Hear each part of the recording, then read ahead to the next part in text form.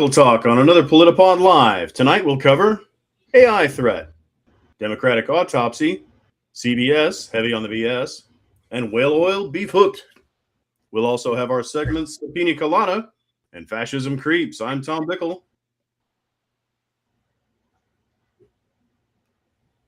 Yep. There's Hannah Soldner, and I'm Matt Nisanoff. And we'll start with talking a little bit about AI and the threat it poses. Yeah, we're going to talk about some of the things that have been going on in that world and some of the reactions that have come forth due to the issue. Hannah, are you with us? Are you I am here? I am here. Sorry, I had some absurd train stuff.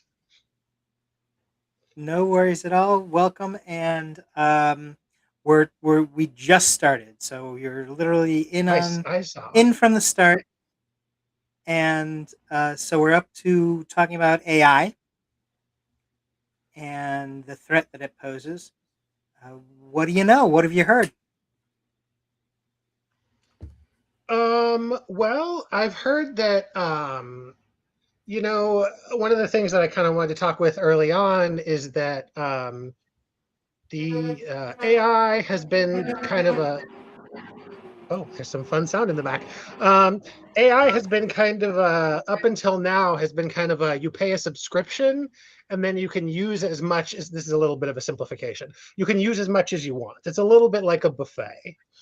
But the companies have sort of changed to a pay for tokens as you use them. So things that have been, anything that takes a lot of computer power is now all of a sudden very, very expensive. And so companies are figuring out, are all of these sort of promises of AI going to end up saving money? There's been a lot of discussion of like, can AI do what people say it can and whatever, but this is a new thing of, is it worth the money? Is it really saving you versus in-person, employees? So I think it was in an Axios piece, somebody came by and said that they had spent $500 million on AI and something that they weren't expecting, and other companies are spending their whole like year's worth of budget in the first couple months. I also saw in the same Axios piece that people are automating tasks they don't like rather than ones that are necessarily new. So it's sort of doing busy work for them, which I do feel like, speaking of being a little bit late on the subway, there's a lot of advertisements on the subway for different AIs, and that's like a key thing they're like advertising is like, this will do your busy work for you. But in that sense, like it's maybe saving you to do more stuff, but if it's not actually getting you more return on investment, then it's not really maybe not as worth it as people are thinking. We'll see. It's at the beginning. We'll see how it shakes out, but there's definitely some concern there. Yeah, and legitimate ones, because it's always like many new technologies. The way to sell it to people is to say this is going to make your life easier. This is going to do the cleaning for you and free you up to be able to do your artistic pursuits. And while that's always talked about, that's never actually what ends up happening. And in AI, there's a real threat to certainly at least to the creative community, that it's going to take up a lot of the work because it will be doing it cheaper. But you get what you pay for sometimes, and just having something cheaper doesn't necessarily make it better. So cost is definitely an issue. Salaries and what it buys is an issue. There are water issues with where the data centers are, and Erin Brockievich. Now you may recognize the name. She's an attorney who helped a town in California back in 2000 or before 2000, and they were there was a company that was dumping chemicals into the water table, and it was affecting citizens in the city. But they were told that's not what's happening. This is something that's maybe something's wrong with your family, but there's certainly nothing wrong from the chemical. chemicals were pouring into the ground. And she was the attorney who came and didn't just say, ignore this. She was on the other side and sort of went, no, let's actually look into this and let's see what's happening here. And she did the work and made it so that the company had to recognize the wrong that they were doing. And they even wound up paying more justly the victims of their work. But so she has come out recently and brought up another issue, which is beyond cost and beyond water and beyond. She's saying there's a question of these companies not being transparent. They're not saying things that are problems up front so that it can be recognized and dealt with and understood. They're doing what companies do, which is keep secrets and not let you know that there's a problem. And then when it affects you, of course, denying that they have anything to do with it. So there's another dimension to the whole issue that's legitimate and brought up that is transparency. Tom, anything on this before we hear from someone else? Well, I thought the transparency issue was just as nefarious as, or potentially as nefarious as, ruining the groundwater and driving up the cost of electricity. So yeah, it's a complex story. One of the parallels I made for some friends, I think this is also a little bit oversimplified, but if you kind of remember like when like Netflix was new or Uber was new, it just seemed like this like great deal. And then as time has gone on, you're like, is it really that much better than what we had before? Yeah, sort of a similar thing that people are running into. And that's besides all the like, obviously more nefarious like transparency issues, environmental issues, whatever, which we should always definitely make sure we bring in.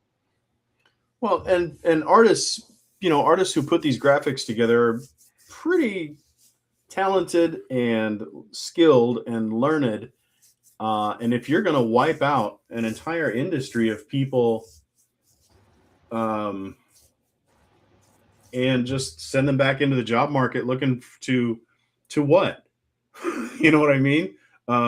You haven't done a lot of dishwasher repair if you're a seventh level adept at Adobe Photoshop. And I don't think every time we do this, we just tell the market to bear it, including the labor market, and we send people back to the hinterlands. If you're a horse whip and buggy, craftsman, well, you better learn to, I don't know, do something with an automobile. Go back to work, or don't go die quietly somewhere and stop bothering people. I mean, I feel like as a society we can do better than that. I feel like every time we have one of these great innovations, which is where some guy figured out a way to afford doing something more cheaply, that it shouldn't just be shareholders and executives who enjoy the fruits of that. If you're able to put out your product with half as much work, maybe give your employees some paid days off with some of that half money. And I think we're going to come to a point where we have to embrace that as a society. Otherwise, Adobe Photoshop wizards will be stripping the chrome out of, the copper out of everything, left, right, and sundry, because people need to eat, people need to live. Yeah, I've heard a lot of people say like, well, a similar thing happened during the Industrial Revolution and like it equalized. It's yeah, but that's 70 years, whatever, before it equalizes. People still need to survive through that gap. Right. So just 70 years. Yeah, however long it takes. And with technology, the changes are occurring so much more quickly. Right. That it's not just issue and then it resolves and then we move on. It's you've got 6 issues this week and another 6 are going to come up next week, and it's all about as Tom's saying, it's all about who gets screwed and how do and if you're replacing the sort of more simple tasks, then there's no way for people to earn the skills they need to become experts. Right. Yep, excellent So, point. Now, there was another person who had a view that he expressed recently, and that is one of the hosts of The Daily Show, Ronnie Chang, in his commencement speech that he gave at Harvard. And we've got a small clip of that. We've got that. Yeah, so let's check out what Ronnie said. One moment. Technical difficulty. My apologies. Fuck AI. Fuck AI. Fuck AI. It's stupid.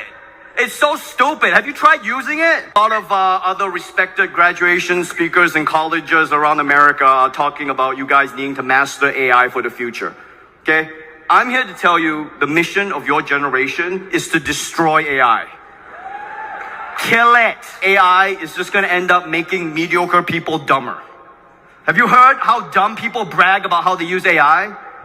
They're always like, hey, did you know that AI can now read my email, summarize it, and draft a response? Yeah, you know who else can do that? Me. I can do that. You can't do that? How useless are you? You need artificial intelligence just to match me? I'm a dumbass who couldn't get into Harvard. Untalented people love bragging about using AI to help them draft their speeches and their scripts and their podcasts and their promo videos for UFC fights at the White House. Which, to be fair, even if they had filmed that for real, it would still have looked like AI. But what they're missing is this. The creating is the fun part. And I know this platitude is almost worthy of AI, but the reason shortcuts to skip to the end aren't always good is because the journey isn't just how we acquire skills. The journey is the point of all this. It is.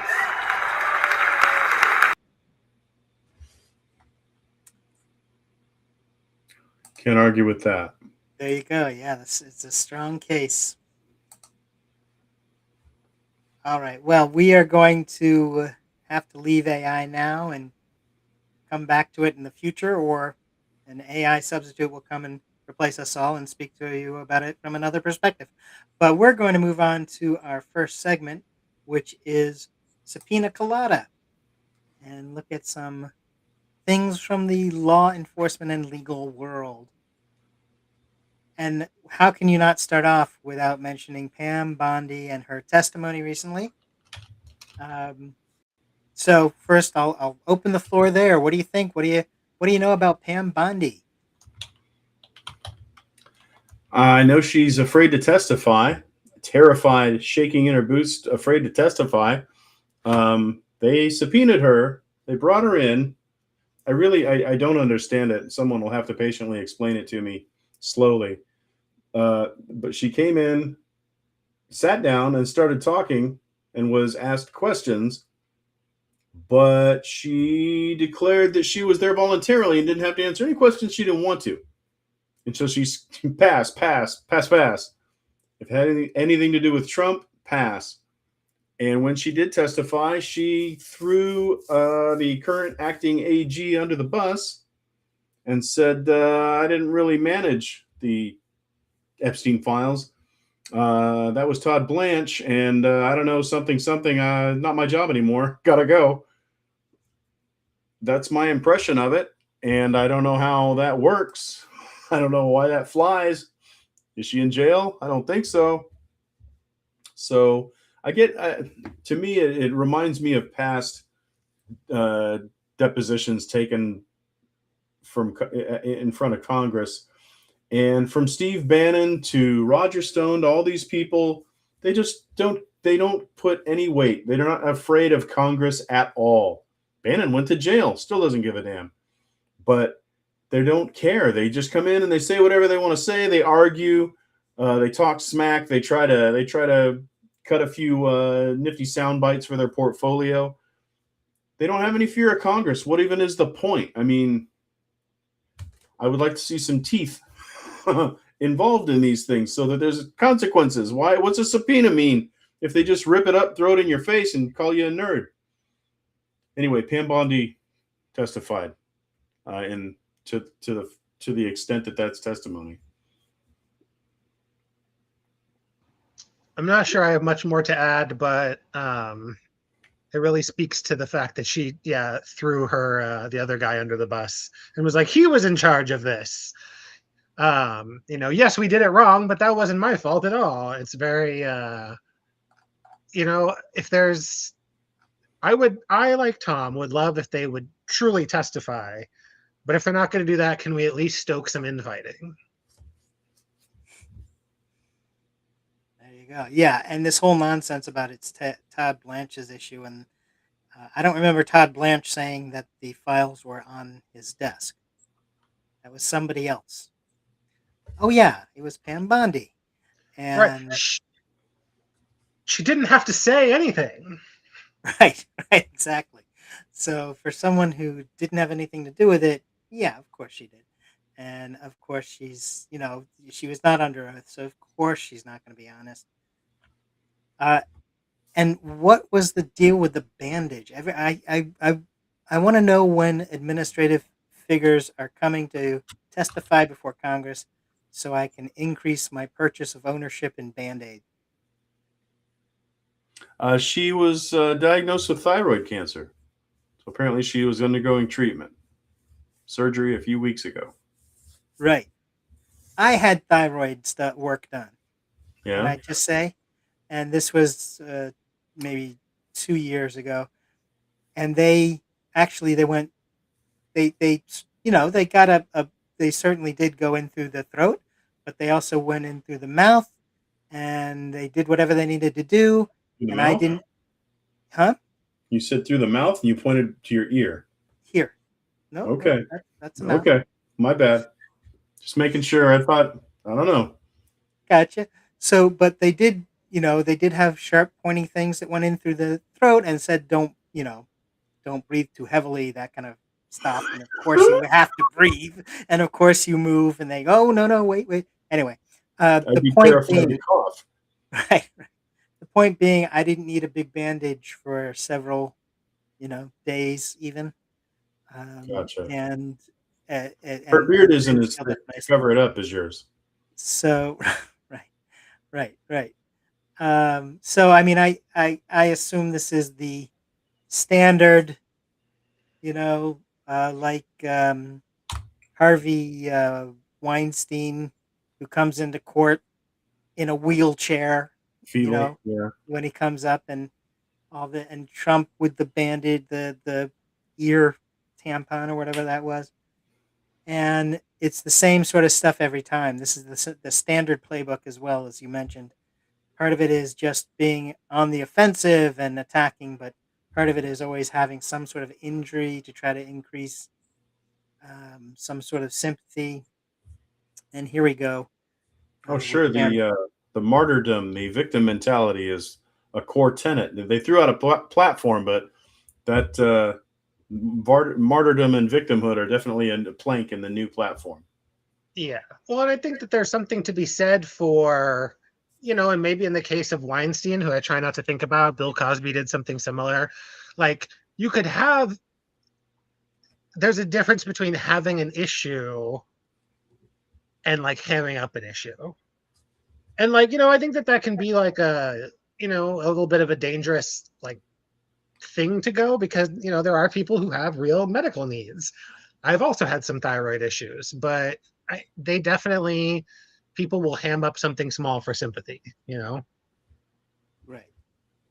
When you're in front of cameras, all of a sudden, there are some people who have big bandages everywhere and that sort of thing, and it's overplaying the hand, but an attempt to gain sympathy.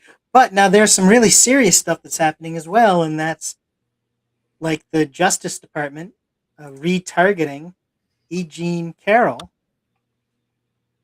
And here we go again. She hasn't had enough.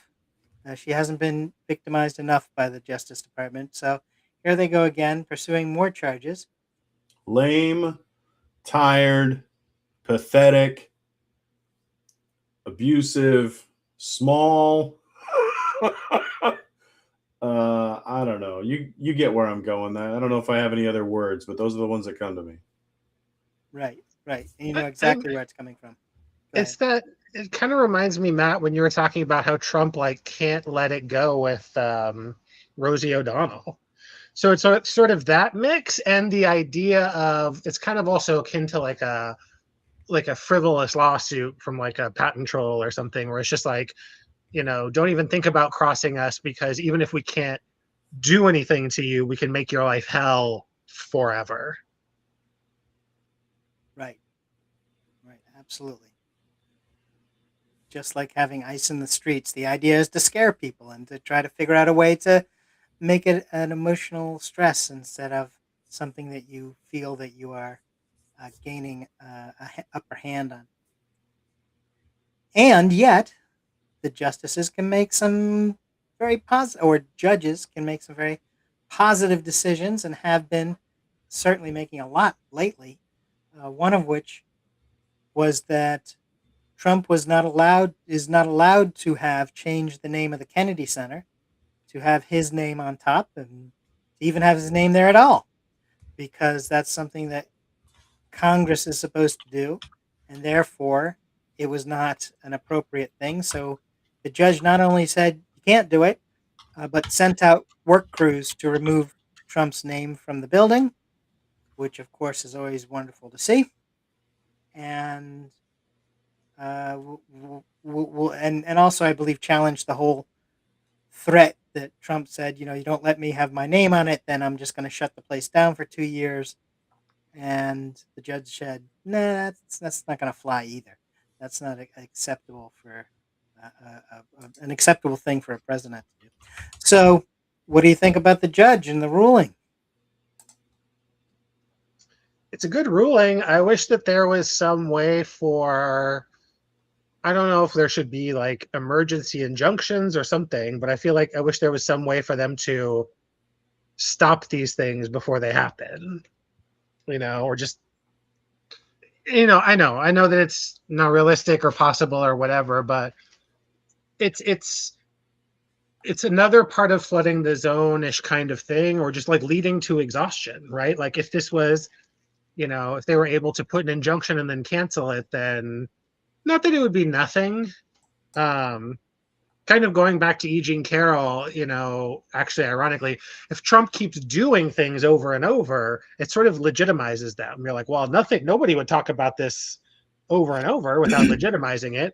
And same with him, like putting his name on all these things and people just doing it before they just like say, hey, hang on, wait a week or something while we put this through the courts. Um, I think that you start to get to the point where if Trump puts up, 50 things that are all absurd, even if the court strikes them down, it kind of inadvertently ends up putting something in his team's pocket to be like, well, look, the courts are out for Trump. They struck down 50 things in a row. Like, you wouldn't just do that, even if they were all absurd. So it ends up sort of like, unfortunately, kind of legitimizing or being used to, still not legitimate, but being used in a way that faux seems legitimate. And that's frustrating to me. Right, the backlash and the misunderstanding of a backlash, while the courts are just actually doing their jobs. But that's the thing. I mean, the system is slow. Everybody wants a microwave answer, and we're still at the hearth cooking as far as the government systems. Um, so I understand the frustration, but there's also, that's the way the system works, and that's why he does it, because he knows he can get away with it. And then he thinks, like you were saying, he thinks that if he can do enough, that everybody will get exhausted of the fight, and then he gets what he wants. Well, that's certainly not a good thing. Let's move on to our next issue, and staying sort of in the world of politics, the Democratic Party has released an autopsy. They call it the Democratic Autopsy of 2024. And the question is, where is it? There's some pieces of it that have been sent out to the media, and the media's shown, but there's a lot to it, and it's not like it's everywhere that you look. So there's a question of where is it, and then we can also look at some other issues that have popped up since. But How's about the Democratic autopsy? Well, I haven't seen the autopsy itself. I'm told what's in it, uh, and that it's unsatisfying. I think that it seems like they've avoided the meat and potatoes of what cost the Democrats the last election, and it's something that sorely needs addressed. And we can't be like the Republicans and just pretend it isn't a thing. And we don't have a nutcase in makeup to rally around, so that's not going to work. And I think from the way Biden went out to the way Kamala went in, I think we've got a lot of things that need addressing. Yeah. Yeah, I think that it I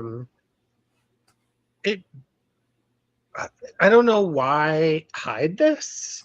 Like, I feel like it behooves us to be like, hey, like, it should be like, I know it's never fun to air your dirty laundry or whatever, but if there could be some reassurance that, like, hey, we are going to figure out everything that went wrong with the campaign, would at least sound like something, as opposed to this, like, sort of, weak, not necessarily, whatever. And I think that there's ways that they could find a way to spin it and be like, okay, we had a problem with this, and especially if it's I don't know, like maybe what's happening like with the war in Palestine, they could say like, hey, like, we didn't embrace this the way we wanted to, and we don't regret standing by our Jewish American constituents and our relationship with Israel, and also like doubling down our efforts to stamp out Islamophobia and whatever across the world, which could be sort of like boilerplate and not really mean anything, but at least it sounds like it means something. Or I don't know, but I feel like it just feels like it is not only cynical, but it feels like it's sort of what am I trying to say? Like sort of telegraphing that they're going to do the same thing next time if they don't really find deep issues to work on. I think the whole thing is a media spin in the first place. The whole thing, even calling it an autopsy, as in, we had a problem last time, but it's done now because we have an autopsy. The dead body is being opened and looked at and understood, and now we know, and now, we won't do it again. But of course, some of the things, even the things they mention, are going to happen again. The focus is far too great on consultants and consultancies. And from the consultant's perspective, winning is okay, but making certain that you have your established ties to media organizations, you know, because you're going to have to sell ad time on television and radio, and you're going to have to know people in the media world. So those relationships are far more important to the consultants, and the consultants love the activists because they wind up being free labor. They're not paying people to go out and do that work. They're saying we've got to raise the alarm. This is the most important election ever in the world of the world's history. This is the one where you have to come out, and you all have to go out and do door to door work. And the activists are like, yeah, sure, okay, we do door to door work. We'll help. We'll get on a bus and go to the next state over and do some there. And so they're sort of conditioned to react, and that's all free labor, and the consultants know that, and they're going to take advantage of it. But their bottom line supposed to be, what do we do to win? And that's not the message, and that's not the underlying purpose anymore. The underlying purpose is, what can we do to show that we're good as consultants and can get our next gig, and we'll be able to, you know, hire those media sources we need, and hire those, and tell those activists to show up. So they have their network, and that's far more important to them than winning actual campaigns. So that's a big part that I see that I don't know was, uh, you know, put in language that will create a new dynamic by the next presidential election. Well, the report I'm reading says that there's a guy named Ken Martin, chair of the Democratic National Committee, that the report was put together in a shambolic way. Some people have accused him of lying about why the report took so long to come out, dragging his feet, and then when it comes out, it sucks. People are saying it's stunningly third rate, is one quote. It doesn't mention the word Gaza or Israel, which matters to Democrats left, right, and center. How it matters is subject of some debate, which should have happened here, apparently didn't.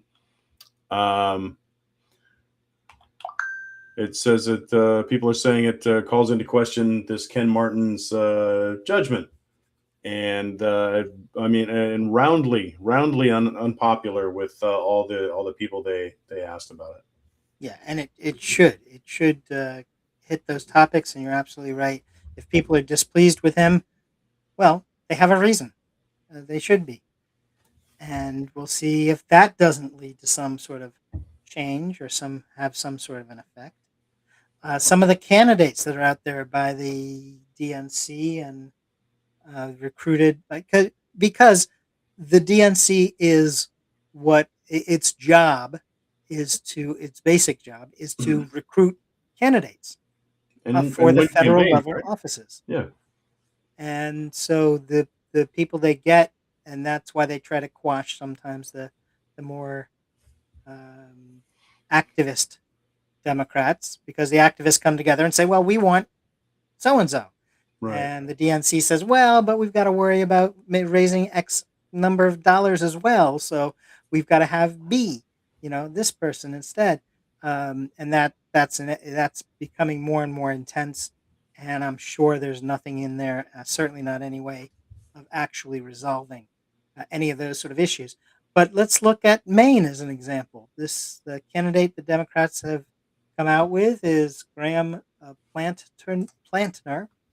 And there's been a bunch of things that have come out about him. Now, granted, they came out when he started to beat the Republican candidate. So all of a sudden, there's all sorts of things that are coming out. But they're there, so they're able to be brought up. So there's a real problem there. Apparently, he had a tattoo that was somehow related to right-wing neo-Nazi, SS logo.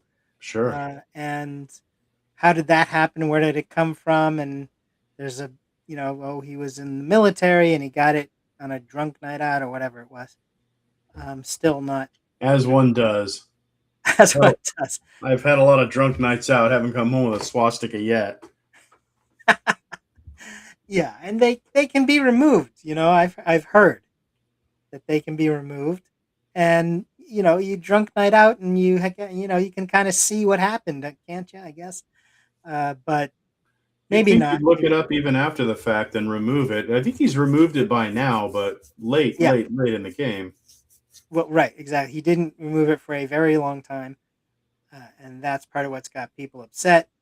And then there's an issue that his ex-wife brought up that Susan Collins pleased to hear.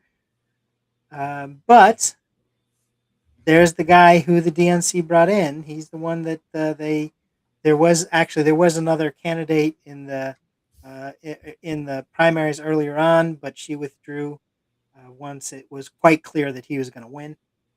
So it's a pretty important race, actually. Maine is a Senate seat that can actually be picked up because Susan Collins is so bland and pablum and sitting on the fence on every issue and all the time, and it's always so there's a real opportunity. She's famously concerned about any dastardly thing the Republicans are doing. She gives off the vibes like maybe she's sort of purple curious, but every time it comes down to it, she tisks and she shakes her head and she fusses and she frets like an old granny. Oh, I'm so concerned. I'm going to take action. Ooh, look how I'm concerned. And then she does whatever they tell her to do. She rolls right along. I saw somebody post online. I thought this was a good line. Graham Plattner is giving Fetterman vibes. He's coming across. I know, right? But stop me when I'm wrong. I mean, he's coming across like he's this two-fisted tough guy Democrat because he's super purple, and he's not some flimsy Nancy, some wispy coquettish stereotypical waif. No, he's a Republican on the outside, but Democrat on the inside. And look what happened to Fetterman, man. We thought he was street enough to court the working man and reach across the aisle to some independents, and that guy blew a tire and hasn't been right since. And Plattner just keeps having these oopsies. And I don't know. On the one hand, you want to back the winning horse. On the other hand, if the horse is named Adolf Hitler, I don't know if I want to bet on that horse, win, lose, or draw. Right. And it's even more important to actually say something about it, because after they get elected is not the time to start bringing things up. Right. And right. So if there's going to be any accountability, now's the time for it to happen. I mean, yeah. You would hope. Then you get into the whole thing about switching horses mid-race. Sorry for all the horse analogies, but I guess the graphic on this segment is making me hungry. Well, I mean, wow, that's one of us. It looks like a duck. I'm telling you, it looks like a. Okay. Yeah. There's a human hand there at the bottom, but I get my duck from the nuclear reactor. Apparently Fetterman said that Plattner seems like a creep to him, which is funny. But I don't know. I feel like our person might have some light Nazi ideas, but we're going to go with them anyway. Is kind of how we got the whole Trump situation going right now. So gentle Nazism. Yeah. Just a whiff. Yeah. Who amongst us hasn't had? That's right. Oh. All right. Well, with that. I haven't. I would like to clarify. Please. No Nazism. So, okay, good. Now, I'm glad that we all are, yes, and we're all comfortable with that. So we can all stand behind that. For the record. And it is fair to point out Bernie Sanders is a big supporter of Plattner's and is sticking by him through this, still saying he's the guy. So we'll see how the voters in Maine take it. We voters are sometimes a little interesting in the decisions they come out with.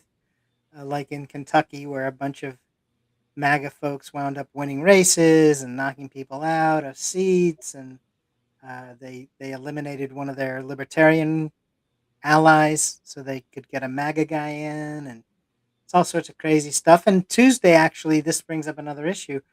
Tuesday, we just had, yesterday, at the time of this recording, we had 6 different states with primary elections, and I'm not going to go into any detail. I do want to mention 1 or 2 things about each of the elections very quickly so that we can move on. But in New Jersey, Rachel Bennett, a Navy vet, was picked by the Democrats in the 7th Congressional District, and that's the district where the absentee Republican has not shown up for over 3 months.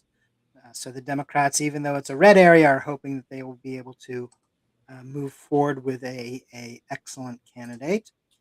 In Iowa, the Trump-endorsed gubernatorial candidate lost in the Republican primary to a relative newcomer, somebody that people didn't particularly know so well, but they apparently thought would make a better Republican candidate than the guy who was endorsed by Trump. In California, the primaries are jungle primary. Everybody jumps in. So there's no, it's the top 2 people who go on to the runoff for the seat and not just a matter of strictly adhering to one person from each party to make the decision. However, the runoff does wind up being the top two vote getters. And at one point, there was concern over, well, won't that just mean that in partisan areas, that the top two vote getters will be from the same party, so we're not really getting a choice in the runoff. Well, in this case, Tuesday, the runoffs, including the Secretary of State, Attorney General, Lieutenant Governor, all but 3 of the 52 House seats, and the gubernatorial race, all have the top two candidates are from different parties. So there's one Democrat and one Republican, and they're going to the runoff. And that's the voters' decision. So that works out, actually, it looks pretty neat that it's working out the way it was intended, to provide a wider choice of candidates, but the top two are winding up being somebody from each party, or each of the two major parties at least. There was one case where a Republican had resigned their House seat because he didn't like some of the stuff the Republicans were doing and didn't like the redistricting that the Democrats were doing, and he's a Republican. So he resigned but ran anyway. So there was an official Republican candidate running against him, a Democrat, a number of Democrats, and him as a nonpartisan person. And he and the Republican were the top two vote getters. So that's one example where it kind of happened the way they said. Governor's race, Hilton versus Becerra, is going to be the race. It looks like Tom Steyer, who had been the Sanders endorsed candidate, and that was being sold sort of as the millionaire, but he's going to look out for the small guy, did not happen. Just like his run for the Democratic nomination for president, he fell short. New Mexico's governor seat is open due to term limits, and both parties have chosen champions for November. Another half dozen positions have been set up for nominations and have both sides represented. In Montana, all set with party nominations, and South Dakota also voted yesterday. And really, the one thing that stuck out to me was the Sioux Falls mayoral race, and that's going to a runoff as well. So even the mayor's races are moving on. I'm going to go ahead and jump to the next issue. We're going to go right into CBS. Heavy on the BS. Clever. Go ahead. I said it's clever. Thank you. And so, well, what's up with CBS? What do you see happening? Well, I guess they had a meeting on Tuesday, and they had Scott Pelley come to that meeting. And Scott Pelley gave it to him with both barrels. Apparently, they had some of the new executives at the meeting, and like I say, Scott Pelley gave him what for? Told him they're murdering 60 Minutes, and read him chapter and verse and how and why. And they fired him and some others.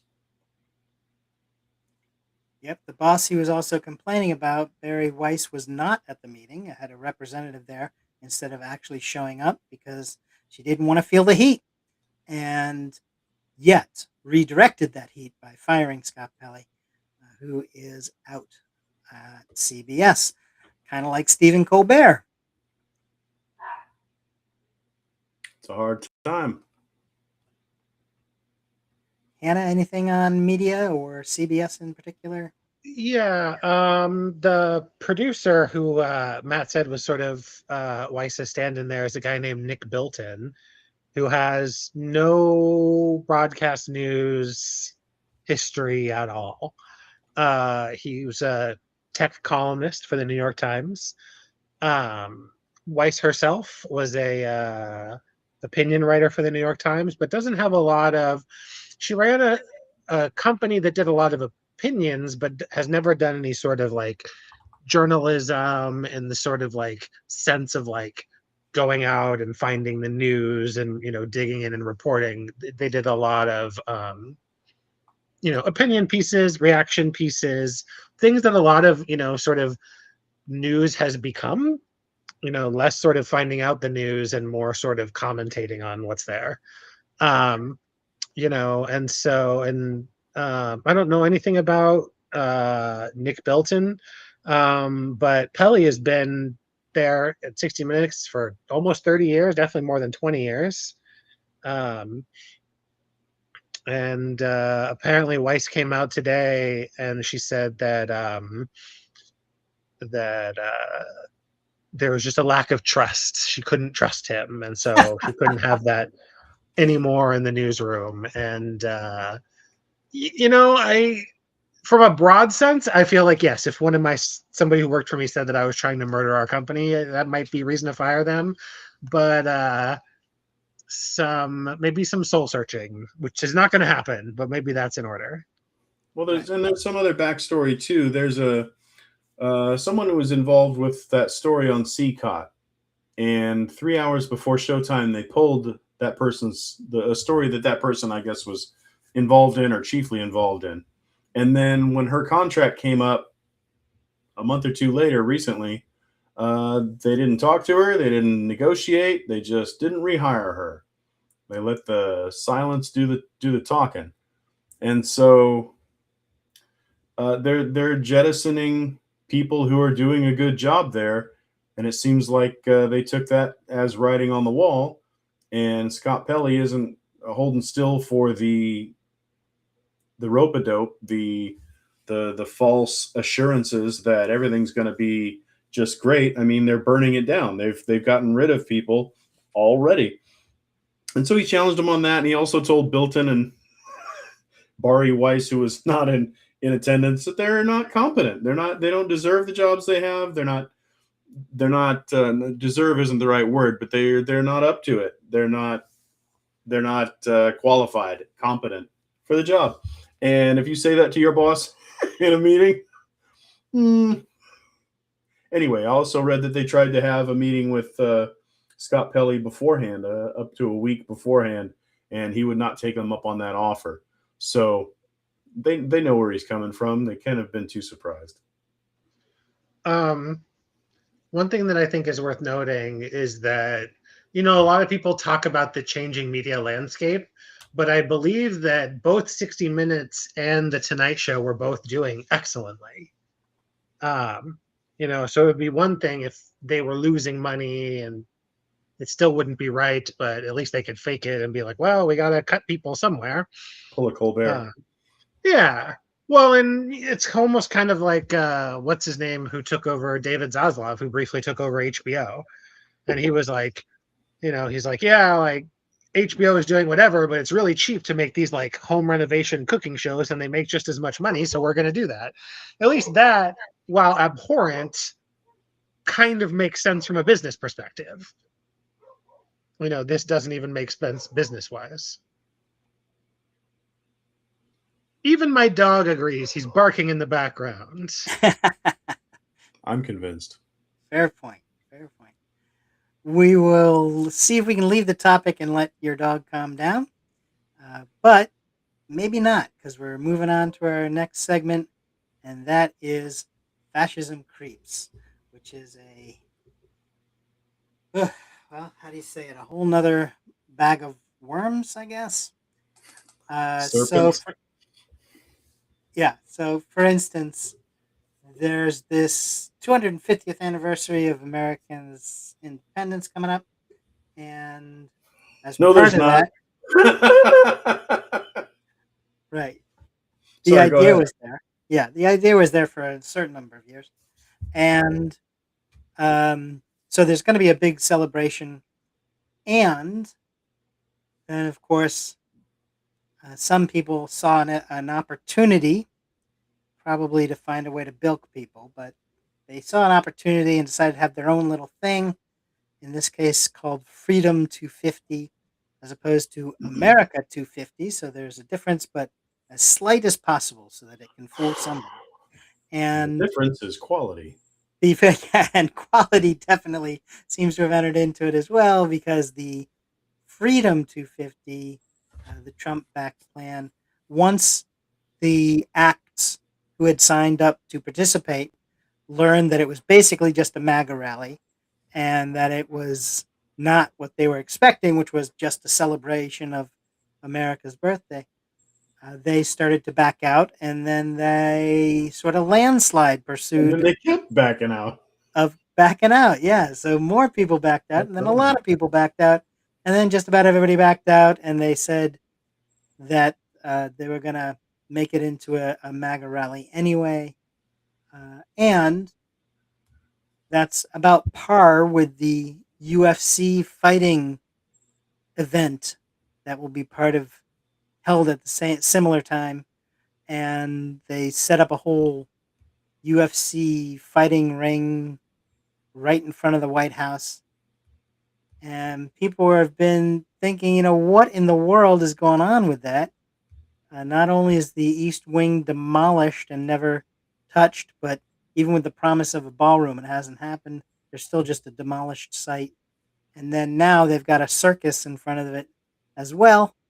So you got a bunch of destroyed property and then a bunch of fighting rings from the UFC. But it's also true that Trump owns stock in the parent company of UFC, which might explain why he's doing it, might explain why he's promoting it so vigorously. And the CEO of that company, Dana White, I believe his name is, has given more than $3 million to Trump PACs.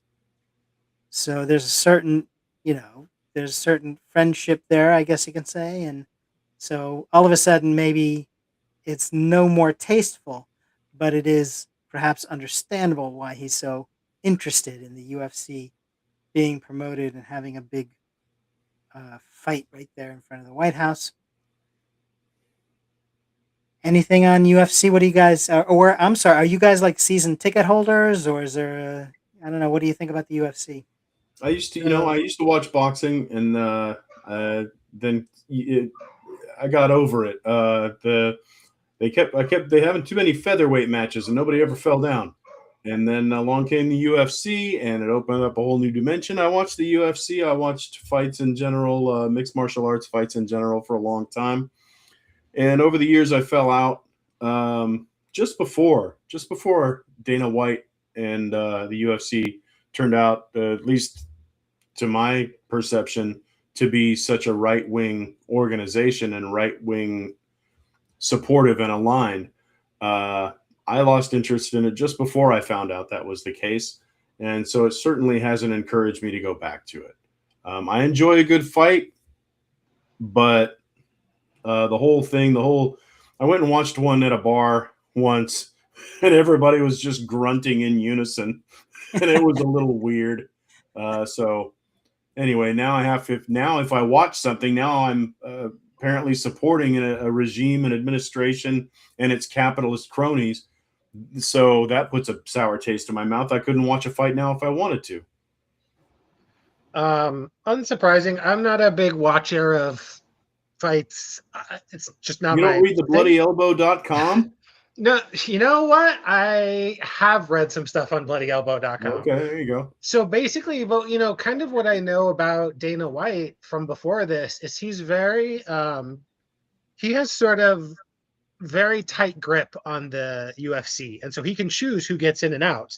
So if you've done something he doesn't like, he'll just keep you out, And so it kind of like, to me, that's kind of some of the stuff I've read on Bloody Elbow. It's just like people who, for whatever reason, are on his bad side, and so he just doesn't let them fight.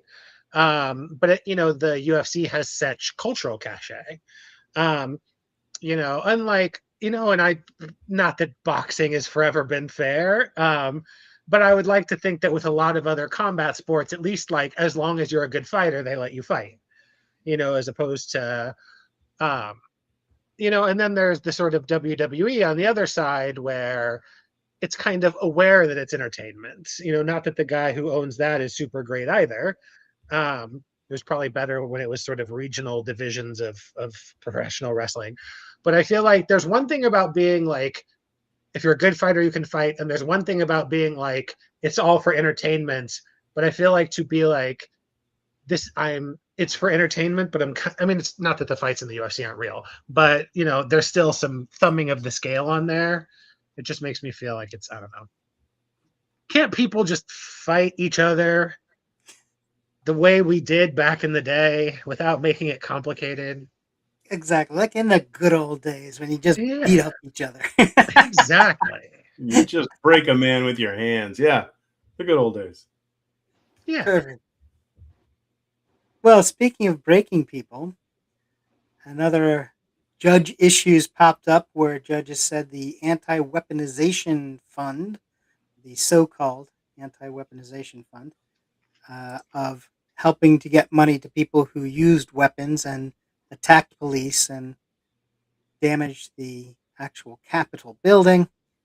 There was a fund put together, and it was what $1776 billion or something, and it's a very clever number that was twisted into it, and all of that. And how could anyone disagree with it? Well, a judge did, and at least said temporarily you're not going to be able to send out these funds, and this is we've got to hold off here for a little bit. Now, it is a fair point that it's only a temporary hold. And does that mean it becomes a permanent one? Well, not necessarily. Temporary issues can occur during a lawsuit that are in place while they're figuring things out, and so maybe it will still go on. Maybe we'll find out in a week or two that whatever the issue was resolved for the judge, and he reverses this hold and says, "Yeah, sure, go ahead now. Everything's straightened out." We don't know what will happen, but it is also fair to point out that this is a temporary thing. Anything about the Gen 6 supporter fund here? This is bleeding a little bit into the next thing, but Trump has been so vocal that he's gonna get these Gen 6 people paid, that one of them used the promise of money to pay off an underage person he had slept with. At least somebody he had sexually assaulted.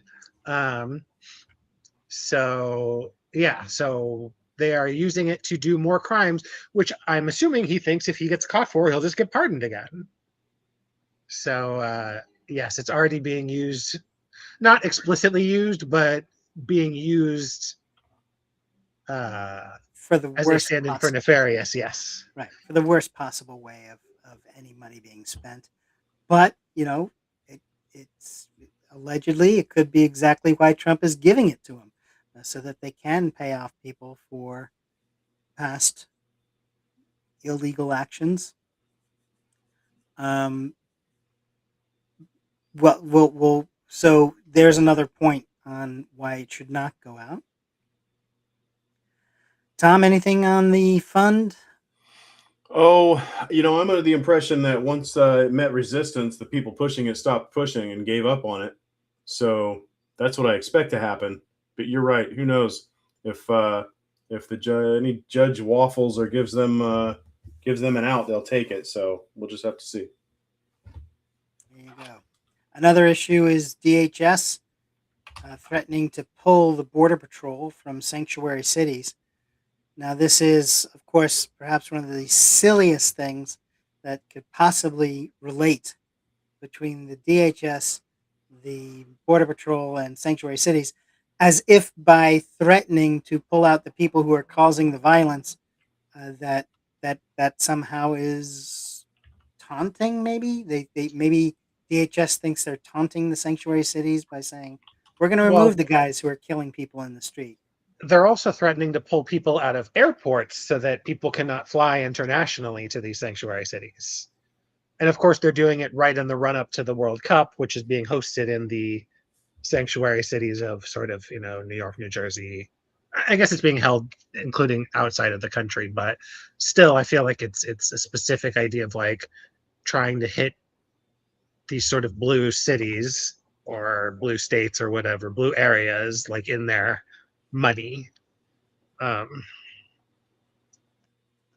but it's Right. also trying to like it's there's a lot of I don't know. It's layers upon layers upon layers of ridiculous, right? Like not everybody who comes in from an first of all, undocumented people don't usually come in through where they would need documentation, clearly.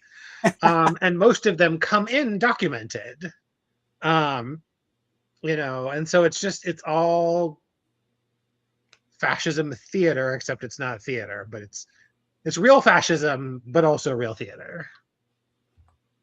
Right, right. And the point to say that they're threatening to pull Border Patrol is almost laughable. I mean, that's the last that they're trying to frame it so that it sounds like they'd be doing something that would somehow really harm the sanctuary cities. But it's all sort of that, as you say, movie theater. Um, and actually, there's a little bit of good news too, and that's the transgender military ban was ruled unconstitutional. A federal appeals court ruled that the Trump administration's policy barring transgender individuals from military service is likely unconstitutional, and of course it is. And so that's certainly a legal setback for the administration. Anything on the transgender ban before we move on? I love that it's just in time for a Pride Month.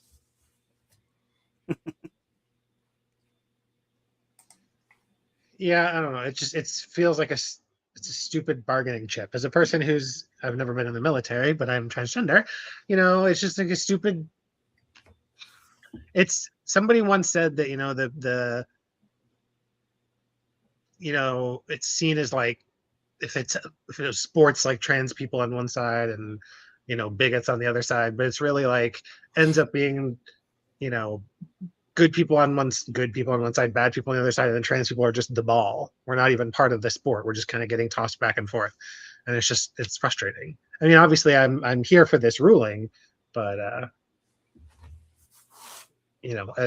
kind of part of me wants to just be like, we have real issues, like as opposed to the 1% of us who exist versus and are of age to go into the military and want to go in the military and whatever. Could we at least do something useful with our money and our time and our courts? Well, yeah, and it's been pointed out, have proven yourself in not you specifically, as you say, but as a collective, transgender people have proven their value and worth in military service. If they happen to want to do that, then there are those who have and have done uh, served quite honorably and done exactly what needed to be done for the job. So there's no real basis for this kind of nonsense, other than to value signal and to make it a political thing for the sake of a political thing. We will move on to our next issue, and we're back to a issue that we've had pop up here before. This is the whale oil beef hooked segment of the show, or issue of the show. And this is where we're going to take a second to mention that the Iran war that has been declared over repeatedly has not ended in any way, shape, or form, of course. And we've had attacks on both sides. Iran attacked a number of U.S. military bases, allegedly. And the U.S. bombed a bunch of buildings in Iran, allegedly. So certainly not what you would expect from a traditional ceasefire. Now, this is, of course, Trump's ceasefire. So maybe this is standard for that, but it's not what the term ceasefire has meant in the past. What, you mean all the firing? That would be the Firing bombs, for a ceasefire, yeah. yeah, and the guns, and the continued warfare. But and there is that discussion of economic harm that it causes, because once the straits get closed, the Straits of Hormuz get closed. There's a lot of traffic that goes through there, especially oil heading to some of our allies in Europe, and we get some as well. And it's a different grade of oil than the stuff that you can get from the U.S. So there's a market for it because people want it. They want it that kind of unique sort of oil that it is. It's not a blend of a number of different oils like we make in that we produce from the U.S. So it can be used straight away by certain, for certain aspects for certain things. So there are countries that really like that and they want to have trade with them. But that closing down of the straits, although the Iranian boats were not banned from going through, but a lot of other ships were not, and there's a whole bunch that are still there, and that is not getting better, regardless. In fact, they've even said it's not part of the deal, so that they'll get to the straits later, or so that they can, get a PR win by saying, "Oh, we've agreed to a ceasefire," and that's what that seems to be all about, because things like, oh, the Straits of Hormuz, well, we'll double back to that later. Let's just get a ceasefire in place and then we'll talk about that later. But also, the ceasefire doesn't work because we're still shooting at each other and the war continues. Anything about Iran before we move on along? I think it's worth noting that the House voted to stop the war. You mean, yeah, the body that's supposed to decide that sort of thing. Yeah, eventually they got to it. Sure. Gotcha. So that's good. Yeah, absolutely. Still has to go to the Senate and then the president, right? Or no? How does that work? Well, actually, Congress is the one who's supposed to make that choice. That's not a law. That's not legislation. Oh, right, gotcha. Yeah, the president. That's just shouldn't be involved at all. Gotcha. Well, yeah, ain't that the truth? Well, because the Congress has the power of the purse. Until they give it away to the president. But yeah, I take your meaning. I mean, yeah, so long as we just don't pay attention to the Constitution, which we clearly aren't. There you jolly well are. That's what's happening.